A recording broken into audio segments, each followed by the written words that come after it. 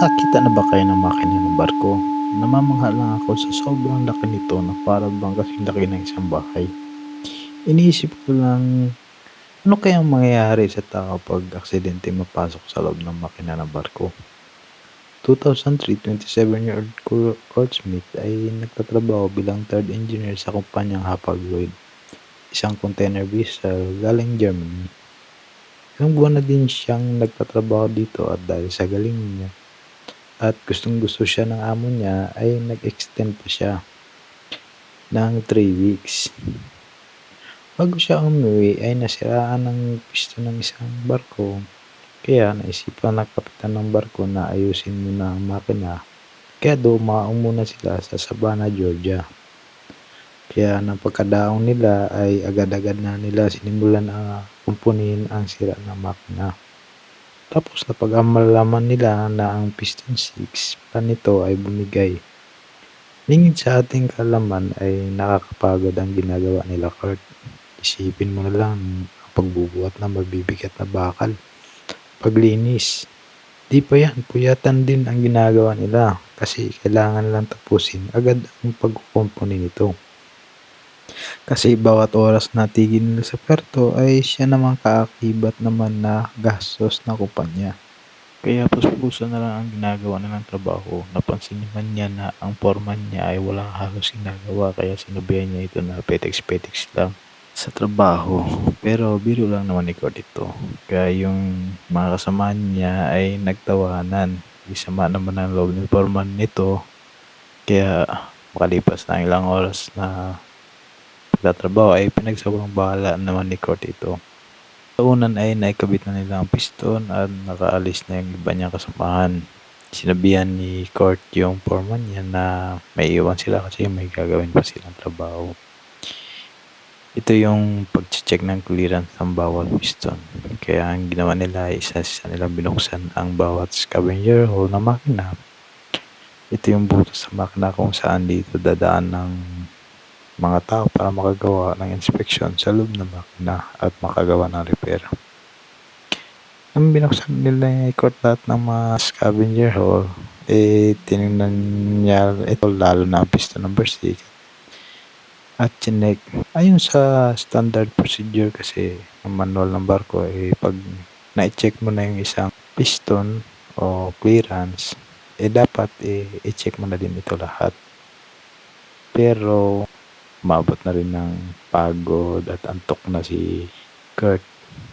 Kaya minadali niya ito kasi matagal ito aabot na ng isang oras Ang sinigurado lang niya yung piston number 6. Kaya sinabihan niya ang foreman niya na okay na, paandalin na ang makina, pwede nang paandalin ito at sinara na nila lahat ng scavenger hole at na bihis na sila at kumain. Makalipas ang ilang saglit habang lahat ay naghahanda na kasi may barko na napapalit sa pwesto ng barko nila, ay pinaghahanda na ng kapitan ang lahat kasi aalis na sila sa puerto. Napansin ng isang crew na wala si Kurt sa pwesto niya, kaya inireport niya ito sa kapitan at ito naman si kapitan, ipinahanap niya si Kurt. Makalipas ang ilang oras, sa paghanap ay di nila makita si Kurt, kaya nag-alarm na ang kapitan para lahat tumulong sa paghahanap kay Kurt. Ipinahanap pa nga nila ito sa baba ng puerto kasi iniisip nila na baka bumaba si Kurt sa pantalan at naglayas na di naman ugali ni Kurt. Sa mga sandaling ito ay may isang oras na silang naghahanap. Kaya kaalis na nga sila sa puerto habang pinagpatuloy nilang hinanap si Kurt ay isang crew naman na bumaba sa engine room. May napansin siya sa scavenger hole na nakasara. Pero may basahan na nakausli sa butas ng takip ng scavenger hole. Pero iniisip ng crew na ito baka nilagyan lang ng basahan ito kasi sira ang sealant ito. Kasi dati naman talaga sira ang sealant ng isang scavenger hole nito. Pero ang napansin ng crew na to yung dalawang lock lang ang nakasara. Yung isang lock hindi siya nakasara. Kasi yung takip niyon, 3 ang lock, yung 2 lang naka-lock, yung isa hindi. Kaya ang ginawa niya ay sinara niya itong 3 at umalis. Pero hindi maalis sa isip niya na baka may posibilidad na andun si Kurt sa loob. Pero hindi naman kasi siya otorisado na buksan ito kasi ang authorized na buksan ito ay si Kurt, si foreman at si chief engineer. Kaya pinagbigay alam niya ito sa supervisor niya at yung supervisor naman niya ay pinaalam sa chief engineer. Sa oras naman na yun ay bumaba din si foreman sa loob ng engine room. At narinig niya siguro yung panang crew na may nakasunod basahan doon ay chinek na ito. Pero nung sa pag-check niya ay hindi naman ito sa may gawin basahan. Sa ibang part siya ng scavenger hole nag-check. Doon ay nag-check siya at pinailawan niya. Tinawag pa nga niya pangalan ni Kurt. Pero wala naman siyang makita doon at wala siyang marinig. Kaya sinara na rin niya ito. Ang pagkasara niya ay timing naman na bumaba si chief engineer at tiningnan at sinabihan siya na ay mag-check din sana ako dyan pero nandyan ka naman na, chinek mo naman, wala ka naman nakita, kaya hindi na mag-check dyan. Sa puntong yun umalis na sila at naganap kung saan man. Hanggang sa paparating ng 9:30 at di pa rin nila makita si Kurt kaya napag-desisyon nila na paandarin na ang makina ng barko at para makaalis na. At matagal pa ang gagawing investigasyon at baka sa isip nila baka tumalon si Kurt sa barko at tuluyan na nalunod. Pero walang makakaalam o walang makapagsasabi kasi nasa laot sila at matatagalan pa ang ganitong investigasyon. Hanggang sa lumipas ang 2 araw ay dumaon na sila sa Northern Virginia at dito ay pinatay na nilang makina para gagawa na naman ulit check up sa loob ng makina.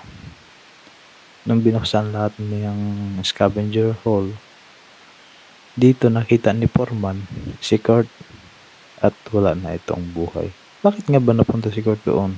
Ayon sa mga sabi-sabi nung si Kurt ay matapos ng makakain at makapagbihis, hindi maalis sa isip niya ang ginawa niyang pagmamadali ng pag-check ng clearance ng piston. At iniisip niya kung may mangyari man dito ay siya din ang malalagutan. Lalo na tinawag niya pa naman ng foreman niya na tamad. Ang ginawa ni Kurt ay binalikan niya ang engine room at nag-check ulit nang hindi niya ipinapalam sa iba. Buksan na niya ang scavenger hole ay natapilok naman siya doon na siyang paghawak niya sa pinto ng scavenger hole at napasara niya ito. At dito timing naman na nag-lock sa labas kaya hindi siya makalabas ulit. Dahil sa kulob ito, napakaingay sa engine room, wala kang maririnig dito kahit sumigaw ka ng napakalakas. Kaya nung makita ni Kurt ang konting ilaw sa silang-sila ng scavenger hole, ay siniksik niya ang basahan dito. Yun naman ang nakita ng isang crew sana. Pero ang ginawa ng isang crew ay nilock pa ito lalo. Nung nakita naman nung si Forma naman ang pumunta at binuksan ng isang scavenger hole, ay binuksan naman niya sa malayo ng may basahan. Siguro nakita ni Kurt ito at sa sobrang layo sumigaw siya hindi siya narinig ni Foreman.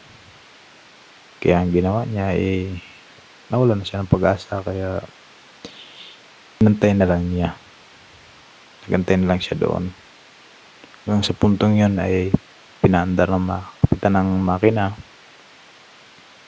at doon sa loob ng makina naramdaman ni Kurt ng paggalaw ng piston at init ng makina. Naramdaman niya din siguro ang matinding pressure sa loob ng makina. Sa uminit ito ng minute at doon tuluyan na siyang